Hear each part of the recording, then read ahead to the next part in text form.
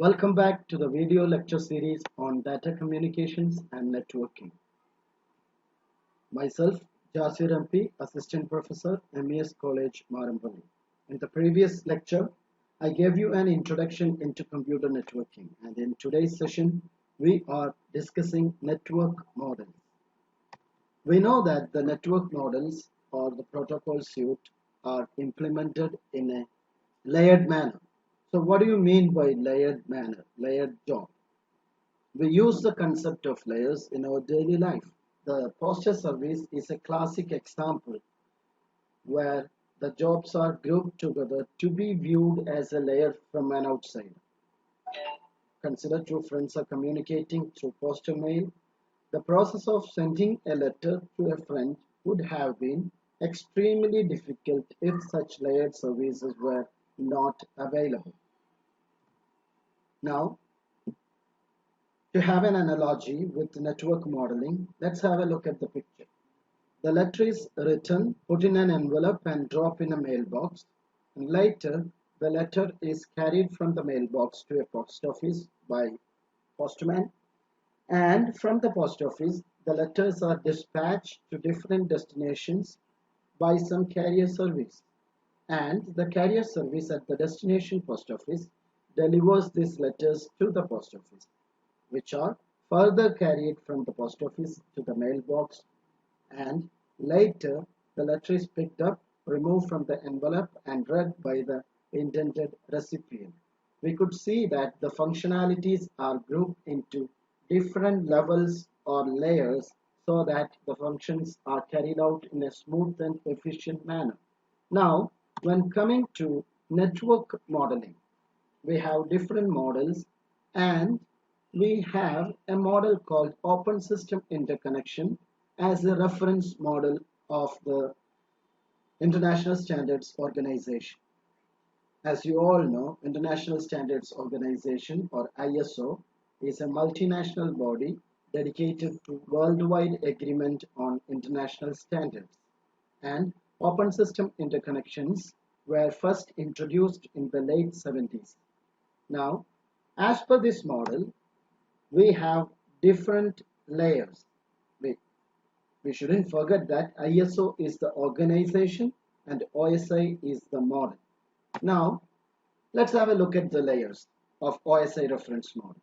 At the top, we have application layer, which is followed by presentation, session, transport, network, data link, and physical layers in that order.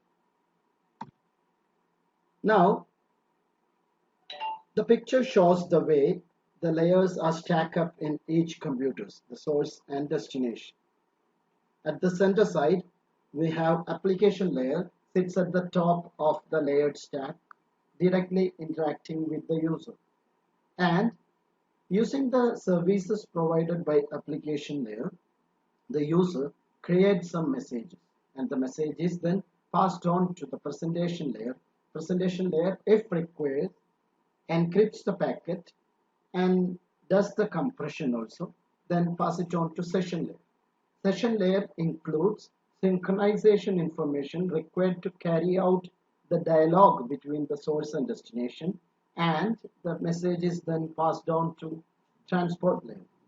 Transport layer is responsible for the process to process delivery. So for that, transport layer inserts socket or port address, and the message is then passed to network layer.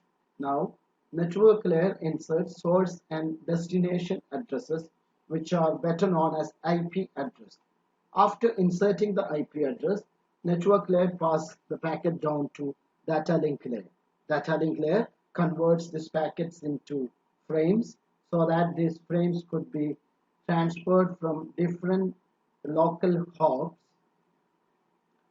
and inserts certain error detection, correction, and flow control mechanisms, and pass this data to physical layer. Now, physical layer is responsible for actually transmitting these bits as zeros and ones from source to destination. So, physical layer ensures that the bits are transmitted uninterruptedly and in synchronization with the destination.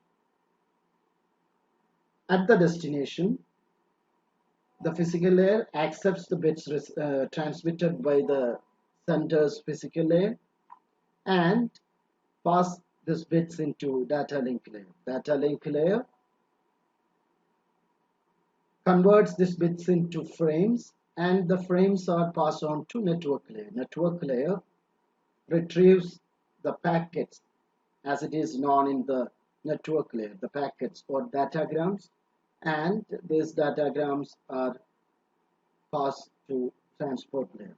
Now transport layer identifies the destination process, which process is in requirement of this data, and the messages move upwards to session layer. Now session layer is responsible for achieving synchronization and dialogue between these two systems. So session layer interprets the necessary informations out of the message and passes it on to presentation layer. Now, presentation layer, if required, decrypts the data so that the destination system can understand it and passes it to application layer. Now, at the application layer, the services or programs run in the application layer makes it available to the destination user. So similar to the post office analogy, the functions are carried out at different layers so that it smoothly functions without burdening any of the layers nor the end user.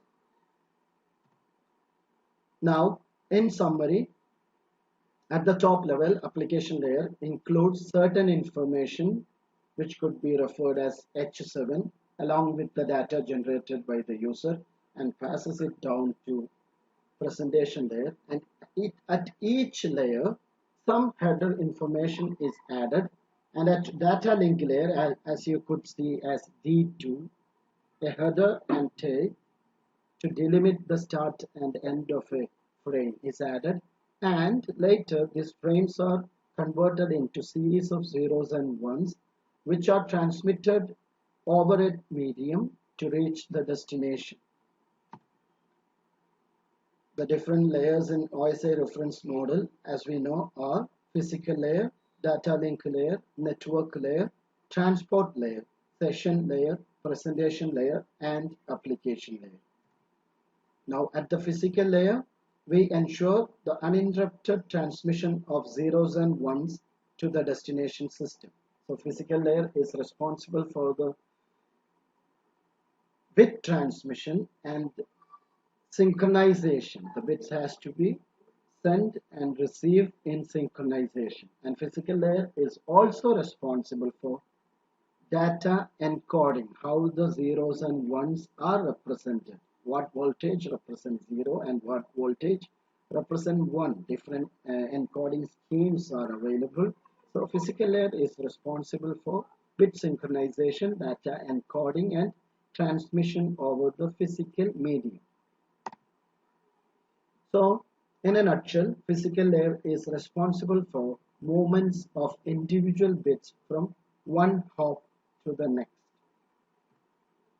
And in data link layer, as you know, the data link layer receives messages, or better known as datagrams with source and destination address into data link layer, and some header and tail information are added onto the datagram received from the network layer, and data link layer by doing so ensures error correction, error detection, flow of data, and the physical address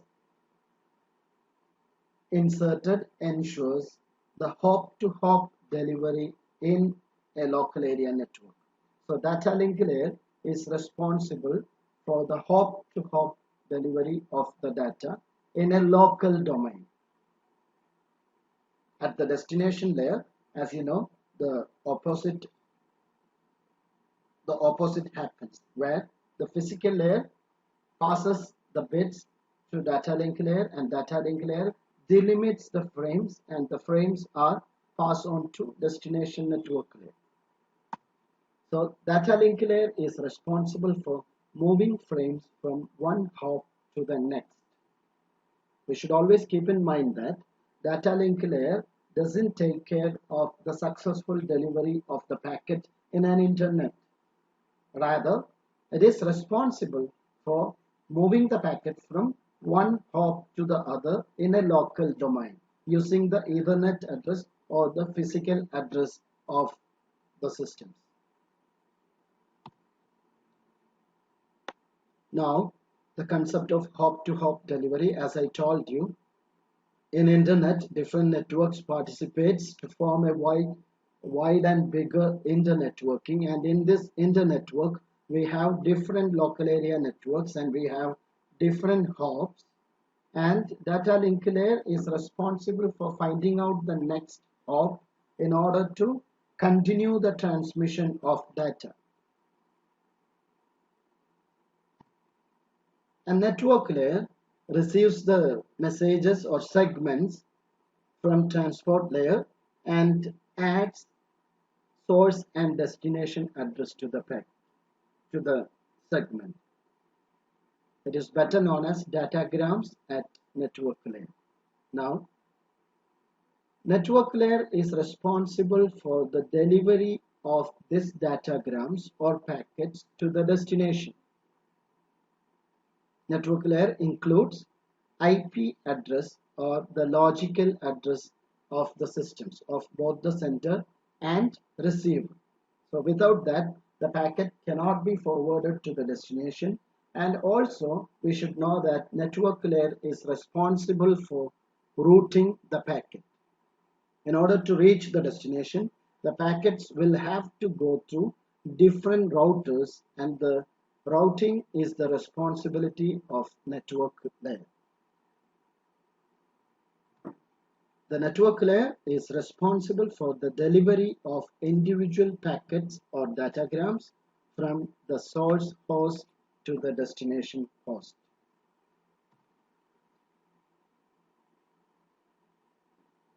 So, the hop-to-hop delivery continues at the data link layer, and network layer is responsible for routing this data from one network to other using routers, and it repeats until the actual destination with the logical address is reached.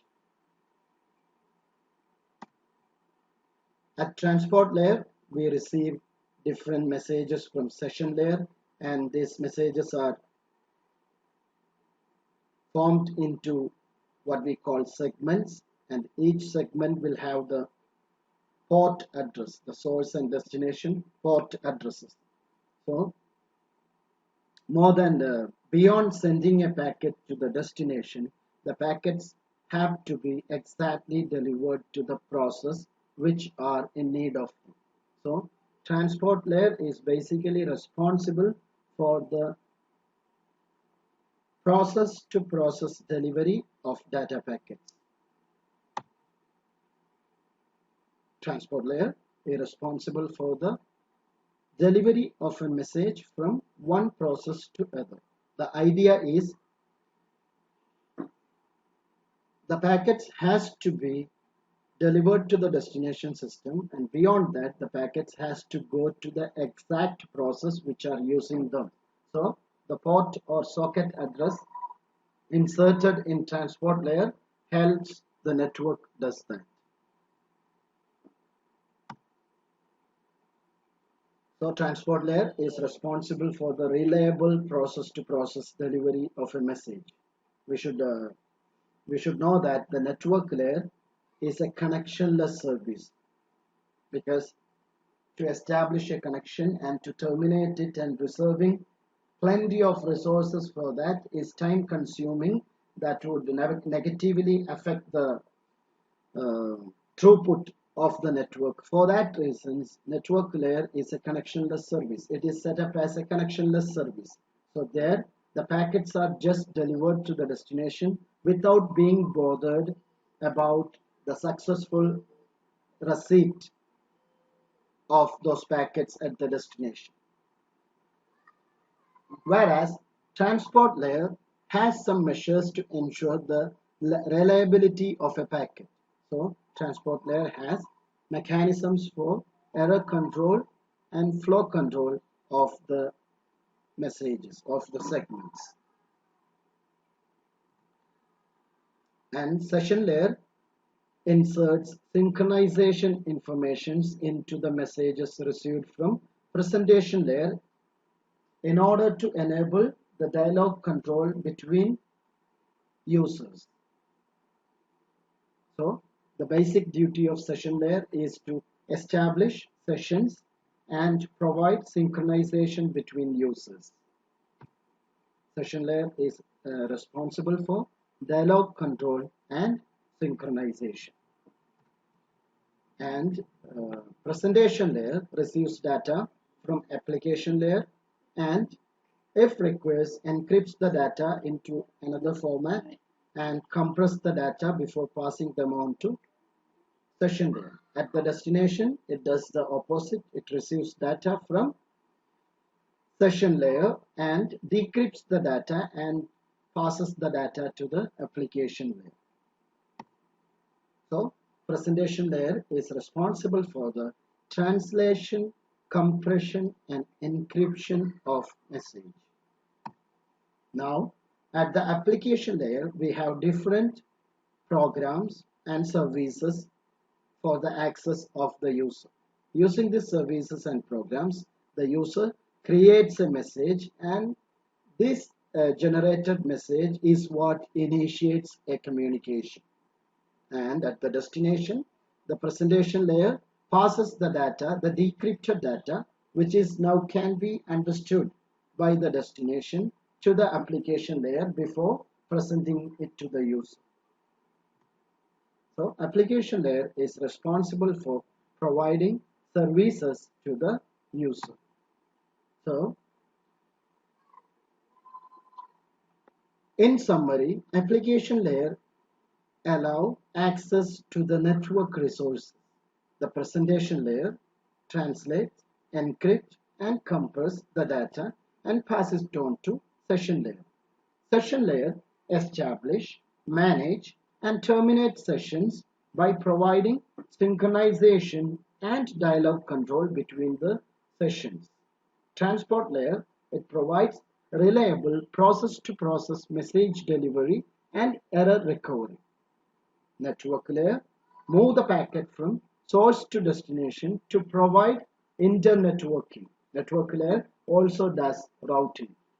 Data link layer, to organize bits into frames, provide hop-to-hop delivery. So data link layer is responsible for hop-to-hop delivery of packets in a local domain, and physical layer is responsible for the uninterrupted transmission of bits over a medium. It also provides the mechanical and electrical specifications of data transmission. TCP/IP protocol suite.